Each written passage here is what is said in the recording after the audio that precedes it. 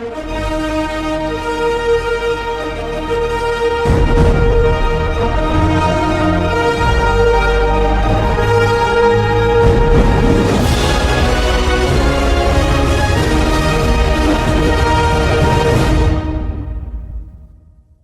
didn't have to cut me off. Say that I can never that we were nothing.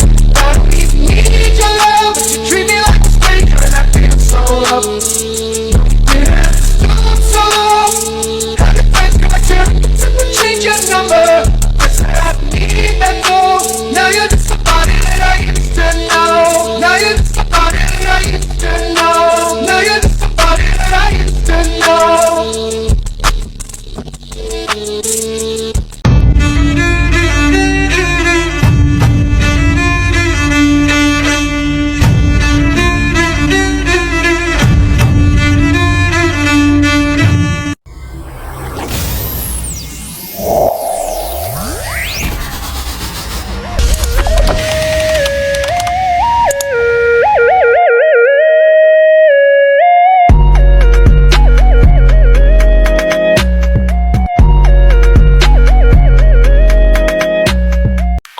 Standby, kamera ready, sound ready, 3, 2, 1, action.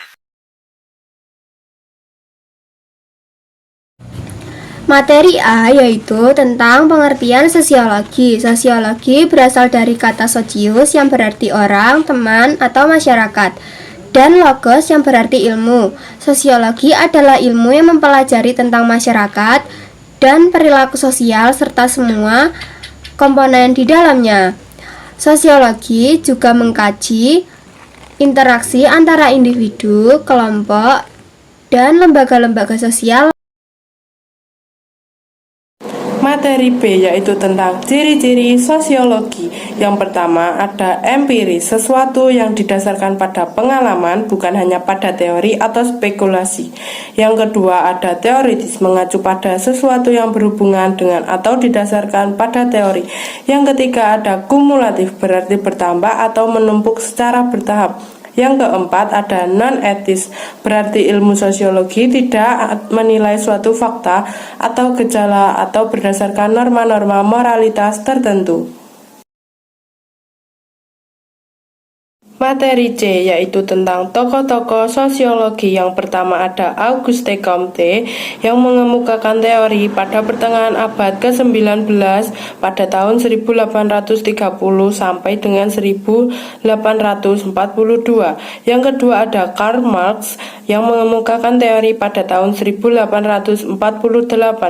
Teori yang dikemukakan adalah teori materialisme, dialektis, dan teori kelas yang menjelaskan hubungan antara ekonomi dan masyarakat. Yang ketiga ada Emil Durkheim yang mengemukakan teori pada tahun 1893. Teori yang dikemukakan adalah teori fakta sosial, teori solidaritas sosial, teori tentang agama, dan teori bunuh diri. Yang keempat ada Max Weber yang mengemukakan teori pada akhir abad ke-19 dan awal abad ke-20. Teori yang dikemukakan adalah teori etika Protestan dan semangat kapitalisme pada tahun 1905 dan karya ekonomi dan masyarakat yang diterbitkan secara anumerta. Saya akan mempresentasikan poin D, latar belakang kelahiran ilmu sosiologi. 1. Revolusi industri abad ke-18 dan 19. Revolusi industri dimulai di Inggris, lalu menyebar ke Eropa dan dunia barat lainnya. Dampak terhadap masyarakat yaitu urbanisasi cepat, kelas sosial baru, ketimpangan sosial, dan eksploitasi, krisis nilai dan hubungan sosial. Kebutuhan untuk memahami dan mengatasi perubahan sosial yang drastis ini menjadi pemicu munculnya sosiologi. 2. Revolusi Prancis 1789,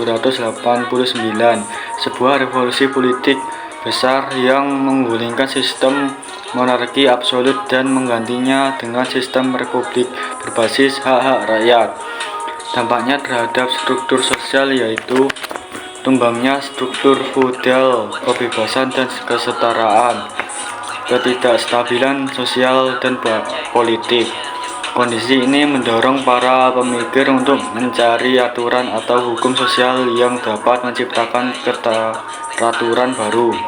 3. Perubahan intelektual, pencerahan dan ilmu pengetahuan abad ke-17 dan 18 dikenal sebagai era pencerahan di mana rasionalitas dan ilmu pengetahuan mulai menggantikan di agama-agama dan tradisi dalam menjelaskan dunia.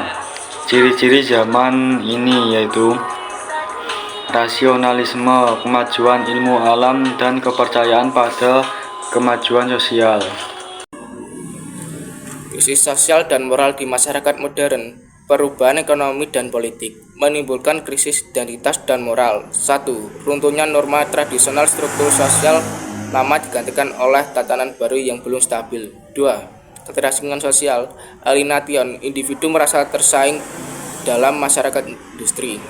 3. Meningkatkan angka bunuh diri, kejahatan, dan konflik kelas.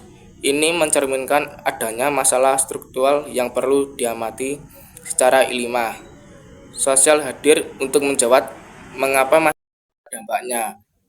Bagaimana menjaga keteraturan kebutuhan akan ilmu baru.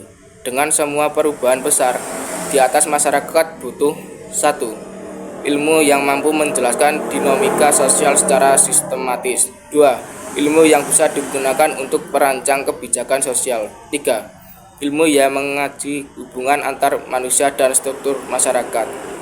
Maka munculnya sosiologi, ilmu tentang masyarakat yang mempelajari hubungan antar individu, struktur sosial, perubahan sosial, masalah sosial dengan metode ilmiah. Poin E tentang objek kajian sosiologi. Objek kajian sosiologi terbagi menjadi dua, yaitu objek material dan objek formal. Objek material adalah suatu hal atau sasaran nyata yang dipelajari oleh suatu ilmu. Dalam ilmu sosiologi, objek materialnya adalah masyarakat. Contoh objek material yaitu masyarakat, interaksi sosial, lembaga sosial, norma dan nilai sosial, dan perubahan sosial. Objek formal adalah sudut pandang atau cara suatu ilmu memandang objek materialnya. Jika objek material adalah apa yang dipelajari, maka objek formal adalah bagaimana mempelajarinya. Contoh objek formal yaitu pola interaksi sosial antar warga di desa ataupun antar kota. 2. Proses terbentuknya norma dan nilai sosial. F. Fungsi dan tujuan sosiologi, membantu memahami kehidupan masyarakat sebagai alat pemecahan sosial. G. Manfaat mempelajari ilmu sosiologi, menumbuhkan kesadaran sosial, menghindari konflik, dan juga meningkatkan sikap toleransi.